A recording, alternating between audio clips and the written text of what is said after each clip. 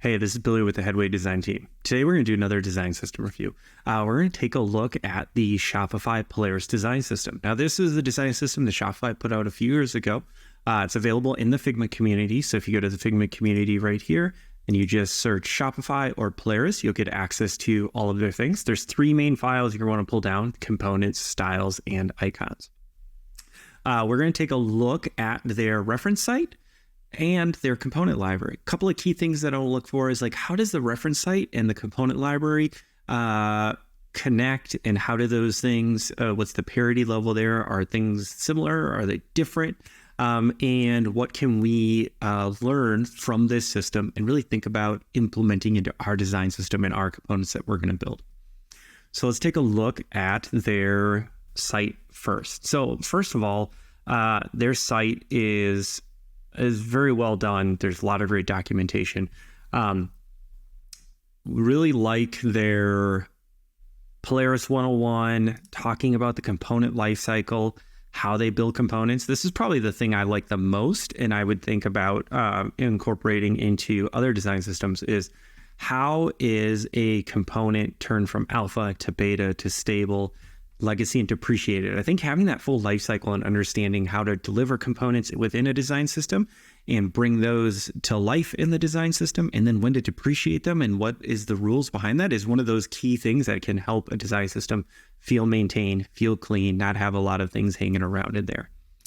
They go through, talk about foundations, pulling in design, talking through their color system, their color palette here, and how they use that. Examples of token names and how they do their specific names. So their names are a little bit element, role, variant, kind of showing how those are applied. Super helpful. They talk about layout and how the layout gets used. They have this new bleed component, which we'll see in the list as we look through there, and kind of just really good documentation across the board. They have patterns, which is new here, where they're talking about the app settings and layout, how they, for example, date picker. So let's take a look at one of these. So this is kind of pulling out some of these classic patterns where we've got the left column, which has the labels and information about what I'm going to do. And on the right side, we have the actual input fields that I will be manipulating and things like that. So this is really interesting. That they have stuff like this ready to use outside of the box. I don't know if I saw any components, but we'll take a look and see if we have a component for this, because I could see a grid component being used for this, where we have some replaceable replace me places. Here we get into the actual token library, so we can see all the different tokens in here that's available. I noticed that it says Figma use up here at the top, and they don't. For just the base colors, they don't have that, but for font, we have the UI kit called out here. For space, we have the spacing for pixels here, which is really cool that they have that. Let's go ahead and take a look at components. We're always going to look at the button, everyone's favorite component. The thing I really like about the component library here and the way they have it available is they've got the React and HTML right down here for usage, but then they have all the different sort of variants up top. We've got outline monochromatic, plain monochrome, plain destructive, right align disclosures. So just having the access to all of those is super beneficial, so we can really see how those things work and how they function. I also enjoy that we've got things like the alpha tag. So this bleed, which is a full screen element, is an alpha, and they're letting us know that it's alpha. So it might not be fully compatible, might not be in the Figma library. Grid component is a new one, which is in here. So we've got 2 column, 2/3, and 1 column. 3 1/3 columns. Custom layout. Okay, so that's an interesting component that we have available there.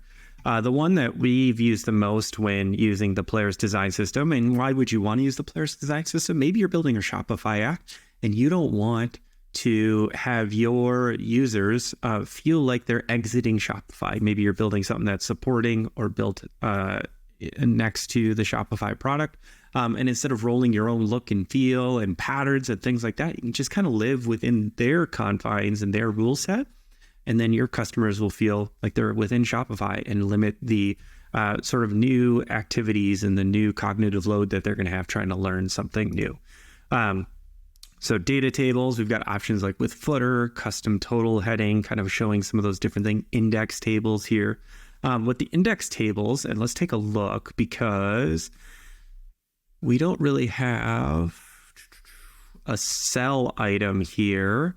So I can't really see the individual cells themselves, which I guess I can kind of see a lot of this here. Maybe they have related components. Let's go down here and take a look. Related components, resource list component. No. It would be nice to see the individual cells themselves. So we've got some table cell information here, but I'd like to see what the cells have using this system before. I know there's some things to be desired within the cell component library itself, but if the Shopify team doesn't need that, I understand that. And that's a thing that you can extend on top of it, and a thing we've done in the past. So let's take a look at Polaris itself. So like I said, there's 3 files. There's an icon file.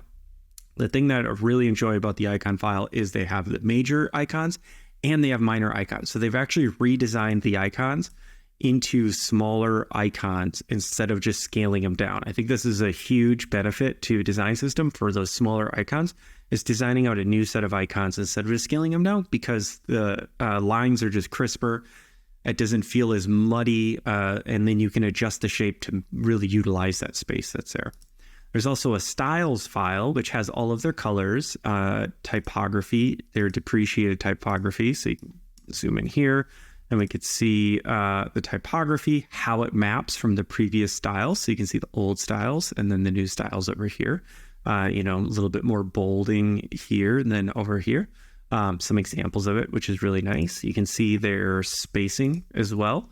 It'll be interesting to see if they apply variants, because looking at this file right now, there are no local variants in here that I could see. So that could be something that's coming next, not really right now in the current thing that you can pull from the Figma community. For the components themselves, let's take a look at the buttons. I've already pulled one to the side here. So they've got our basic button, our primary button, destructive button, outline monochromatic, plain monochromatic, plain destructive, plain disclosure button as well, which is really interesting. One thing that I noticed right away is if I pull this button up here,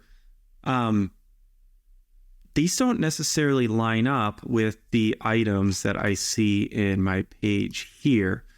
So I've got like right align disclosure or select disclosure, but when I come here, we have a plain disclosure button and we have a plain monochromatic button. So it looks like we're missing a couple of these that are available here, and that's okay that they're being a little bit more descriptive instead of just having a generic button. Sort of like we do in ShipRite is we have a generic button and you can toggle on and off a prefix or a suffix icon. They're being a little bit more prescriptive here, but I think if you are going to be prescriptive like this, we want to make sure that our buttons are within parity there. And maybe there's something see, I can do a prefix icon here. I can do disclosure here. Oh, okay. So I've got to use basic button and then I got to make sure I turn disclosure on. And I guess that would give me plain right align disclosure. So that would maybe give me that same button style. Okay. So a little bit of extra work. The language isn't the same there. So we want to make sure that we are bringing that language together, because if I click on this link and it takes me here, I might not see that. So we want to make sure that we have some of that information here if we are making those adjustments. We talked a little bit about index tables. A thing that I really like here as well is I pulled an index table off to the side here. And they have a really good component library. All of the components within the index tables are here. So we've got our tables over here. We've got our filter pills and all our filter elements over here. And then we have those subcomponents here as well.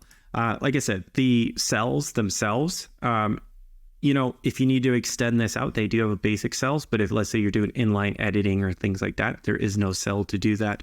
So you'll have to make your own if that's a feature you want to add, not natively supported outside of the box for this. But when I come here, one of the things I really like is the small screen toggle here.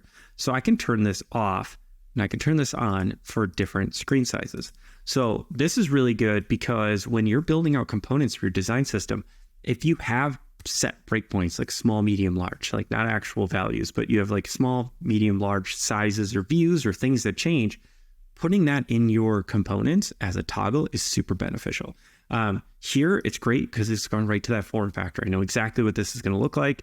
It responds, so I can move this around if I'm using this small view on a different, like a larger phone or an iPad or something like that. And they do this with their media card as well. So medium, you can see the subtle change here. So on the small view to the medium view to portrait, we can kind of see how that adjusts a little bit. And that's really nice to have that built into those components so that nobody has to worry about that going forward. It's just there, it's in the system, and it's ready to go. Very cool. Overall, super great design system. Highly recommend taking a look at it. But what are some of my final thoughts for this design system? So, like I said, adjustable layouts is a very hugely beneficial, super effective, especially when you're building out grid components or a component that changes the way it looks or feels on different sizes. I'd love to see more cell complexity would be nice. I know a lot of, if you're looking at the Shopify apps in the App Store, a lot of them are a little bit more complicated and they need to do a little bit more things. So having that in there, but it's easy to extend upon. It's a great starter set of components. So you can really extend upon this. What is the benefit of building in the Shopify Polaris system if you are doing a Shopify app? Really, it's living in the same headspace as the Shopify team, making your product not divergent from what your customers might be used to. So that's kind of a cool aspect of that. So I definitely recommend checking out, pulling it down. Some great takeaways in here for if you're building your own design system. If you're looking to learn more about design systems, we have a Figma course about design systems, introduction in design systems inside of Figma. We're adding new content to it all the time, so check out shipwright.design. I'm Billy Sweetman, product designer here at Headway. If there's any design systems you want me to take a look at and really give you my thoughts, feel free to send them my way. Thank you very much.